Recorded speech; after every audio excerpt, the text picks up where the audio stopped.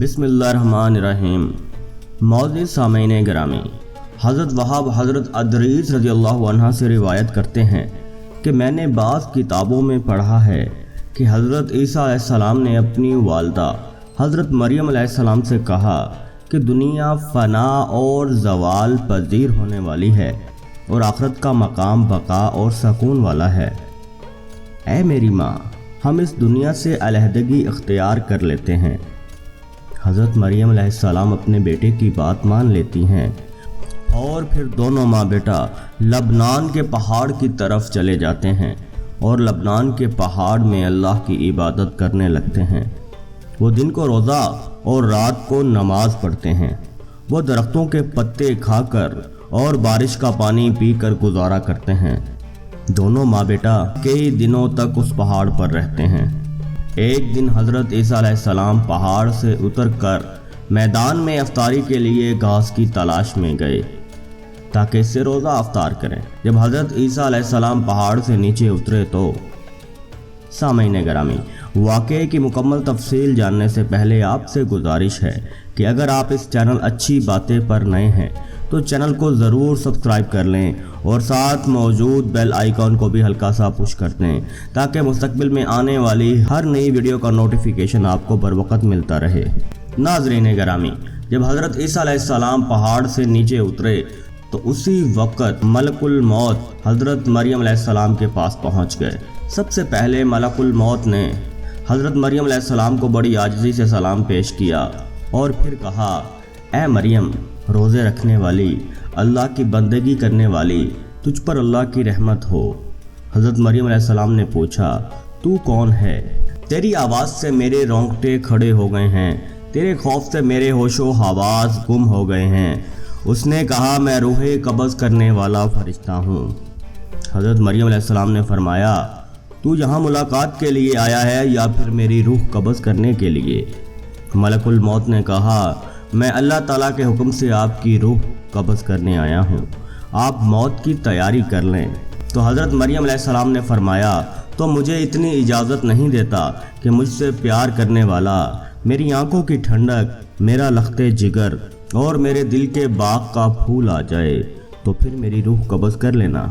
मरियम अलैहिस्सलाम की ये बात सुनकर फरिश्ते ने कहा कि मुझे ऐसा हुक्म नहीं मिला, क्योंकि मैं वही करूँगा जिसका अल्लाह की तरफ से मुझे हुक्म मिला है। अल्लाह की कसम, मैं अल्लाह के हुक्म के बगैर एक मच्छर की जान भी नहीं ले सकता और अल्लाह ने ही मुझे आपकी रूह कब्ज़ करने के लिए भेजा है। हज़रत ईसा ने वापस आने में काफ़ी देर लगा दी, यहाँ तक कि ईशा की नमाज का वक़्त हो गया।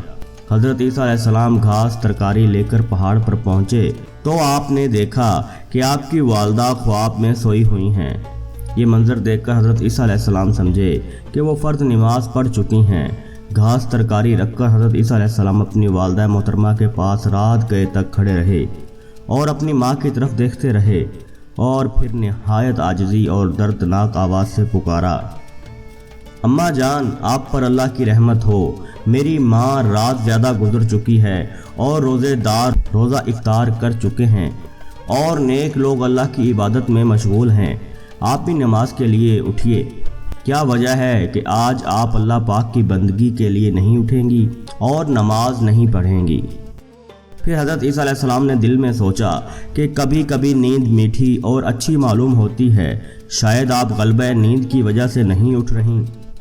हज़रत ईसा अलैहिस्सलाम काफ़ी देर तक अपनी वालदा के सामने खड़े रहे और आपने कुछ खाया ना कुछ पिया, यहाँ तक कि रात के 2 हिस्से गुजर गए। आप अलैहिस्सलाम चाहते थे कि अपनी वालदा माइदा के साथ रोज़ा इफ्तार करें। आप रात भर खड़े रहे और अपनी वालदा को देखते रहे और फिर आपने रोते हुए गमगीन आवाज़ से पुकारा कि माँ, रात गुजर चुकी है और नमाज का वक़्त भी गुजर चुका है और आप अभी तक नींद से बेदार नहीं हुई। आसमान के तमाम फरिश्ते और जिन आपका रोना सुनकर रो पड़े और पहाड़ कांप गए। इसी दौरान अल्लाह ने वही भेजी और एकदम आसमान से पुकार आई कि ए ईसा, अपना सर मुबारक उठाएं, आपकी वालदा इस दुनिया फ़ानी से रहलत फरमा गई हैं।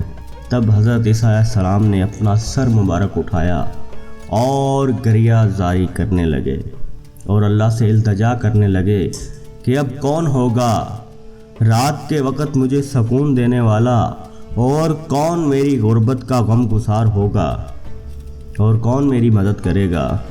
اللہ نے عبادت کے وقت وحی بھیجی اور روح اللہ کو چند نصیحت والی باتیں کہیں۔ اس کے بعد آپ پہاڑ سے اتر کر ایک گاؤں بنی اسرائیل کی طرف گئے اور گاؤں والوں کو پکارا، اے بنی اسرائیل کے لوگوں۔ انہوں نے کہا کہ اے خدا کے بندے، تو کون ہے؟ تیرے حسن و جمال سے ہمارے سب مکانات روشن ہو گئے ہیں۔ حضرت عیسیٰ علیہ السلام نے فرمایا کہ میں روح اللہ ہوں، میری والدہ انتقال کر گئی ہیں، آپ لوگوں سے میری التجا ہے کہ آپ میری والدہ ماجدہ کے غسل اور کفن دفن میں میری مدد کریں۔ تو انہوں نے کہا کہ اے روح اللہ، اس پہاڑ میں تو سانپ اور بچھو بھرے پڑے ہیں، ہمارے باپ دادا میں سے کوئی بھی عرصہ دراز سے اس پہاڑ پہ نہیں گیا، اور وہاں جانا خطرے سے خالی بھی نہیں، اس لیے ہم میں سے کوئی بھی وہاں نہیں جائے گا۔ حضرت عیسیٰ یہ بات سن کر واپس پہاڑ کی طرف لوٹ آئے، اور جب پہاڑ پہ پہنچے تو آپ نے دو خوبصورت جوانوں کو دیکھا۔ حضرت عیسیٰ نے ان سے اپنا تمام ماجرا بیان کیا اور انہیں یہ بھی کہا کہ میری والدہ انتقال کر گئی ہیں۔ اس کے بعد حضرت عیسیٰ نے ان سے التجا کی کہ آپ میری والدہ کے کفن و دفن میں میری مدد کریں۔ یہ سن کر ان میں سے ایک نے کہا، آپ غمگین نہ ہوں، ہم اللہ کی طرف سے آپ کے پاس آئے ہیں، میں حضرت میکائیل ہوں اور یہ حضرت اسرافیل ہیں، اور یہ خوشبودار کفن اللہ نے بھیجا ہے، اور تمہاری والدہ ماجدہ کو غسل اور کفن دینے کے لیے آسمان سے خوبصورت حوریں اتر رہی ہیں، اور حضرت جبرائیل نے قبر کھودی ہے۔ اس کے بعد حسب دستور حضرت مریم کو دفنا دیا گیا۔ پھر حضرت عیسیٰ نے اللہ سے التجا کی کہ اے رب العالمین، تو میرا حال جانتا ہے اور میری بات کو سنتا ہے، میرا کوئی بھی عمل تجھ سے پوشیدہ نہیں۔ جس وقت میری والدہ ماجدہ کے انتقال کا وقت آیا تو اس وقت میں اپنی والدہ کے پاس نہ تھا، اس لیے میں اب ان سے کچھ باتیں کرنا چاہتا ہوں۔ پھر اللہ تعالیٰ نے وحی بھیجی اور حضرت عیسیٰ علیہ السلام کو حکم دیا کہ اے میرے بندے، تم اپنی والدہ سے بات کر سکتے ہو۔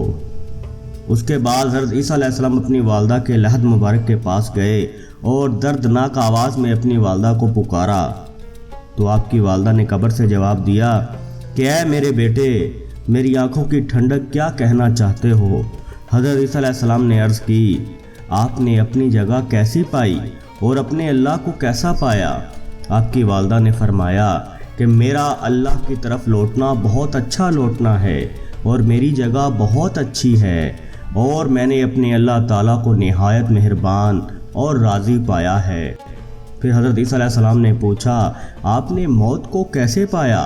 حضرت مریم علیہ السلام نے فرمایا کہ قسم ہے مجھے اللہ تعالیٰ کی جس نے تجھ کو نبی بنا کر بھیجا، میری موت کے وقت مجھ پر کوئی سختی نہیں کی گئی، اور ملک الموت کی ہیبت ابھی تک میری نظروں کے سامنے ہے۔ اس کے بعد حضرت مریم علیہ السلام نے اپنے بیٹے پر سلامتی بھیجی اور صبر کی تلقین کرتے ہوئے عالم خلوت میں چلی گئیں۔ پیارے دوستو، اس ویڈیو کو لائک اور جس قدر ممکن ہو شیئر کریں، کیونکہ اچھی باتیں پھیلانا بھی صدقہ جاریہ ہے، اور مزید ایسے اچھے واقعات سننے کے لیے ہمارے YouTube چینل اچھی باتیں کو سبسکرائب کریں۔ شکریہ۔